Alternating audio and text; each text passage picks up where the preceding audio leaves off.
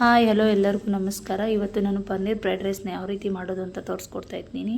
ಮೊದಲಿಗೆ ಒಂದು ಬಾಣಲಿನ ಇಟ್ಕೊಂಡು ಅದಕ್ಕೆ ಎಣ್ಣೆ ಹಾಕಿ ಈರುಳ್ಳಿ ಮತ್ತು ಹಸಿಮೆಣಸಿನ್ಕಾಯಿ ಹಾಕಿ ಚೆನ್ನಾಗಿ ಫ್ರೈ ಮಾಡ್ಕೋಬೇಕು. ಅದಾದ ನಂತರ ಸ್ವಲ್ಪ ಕ್ಯಾರೆಟು, ಕ್ಯಾಪ್ಸಿಕಮ್ಮು, ಬೀನ್ಸನ್ನು ಹಾಕಿ ಚೆನ್ನಾಗಿ ಫ್ರೈ ಮಾಡ್ಕೊಂಡಿದ್ದೀನಿ. ಅದ್ರ ಜೊತೆಗೆ ನಾನು ಮೊದಲೇ ರೆಡಿ ಮಾಡಿ ಇಟ್ಕೊಂಡಿದ್ದಂಥ ಪನ್ನೀರನ್ನು ಹಾಕಿ ಸಹ ಫ್ರೈ ಮಾಡ್ಕೊತಿದ್ದೀನಿ.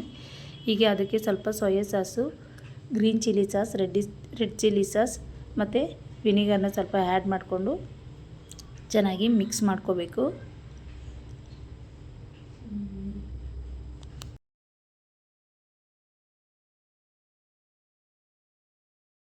ಅದು ಫುಲ್ಲು ಮಿಕ್ಸ್ ಮಾಡ್ಕೊಂಡ ತಕ್ಷಣ ಅದಕ್ಕೆ ನಾನು ಸ್ವಲ್ಪ ಕೊತ್ತಂಬರಿ ಸೊಪ್ಪು ತೊಳೆದಿಟ್ಕೊಂಡಿದ್ದೆ, ಅದನ್ನು ಸಹ ಹಾಕ್ಕೊಂಡಿದ್ದೀನಿ. ನಾನು ಮೊದಲೇ ರೈಸ್ನ ರೆಡಿ ಮಾಡಿ ಇಟ್ಕೊಂಡಿದ್ದೆ. ನೋಡಿ, ಈಗ ಪನ್ನೀರ್ ಫ್ರೈಡ್ ರೈಸ್ಗೆ ಮಾಡೋದಕ್ಕೆ ರೆಡಿಯಾಗಿದೆ. ನೋಡಿ, ಈಗೆಲ್ಲ ಫುಲ್ ಮಿಕ್ಸ್ ಮಾಡಿದ್ದೀವಿ ರೈಸ್ ಜೊತೆಗೆ. ತುಂಬ ಚೆನ್ನಾಗಾಗಿದೆ paneer fried rice. Okay, thank you guys.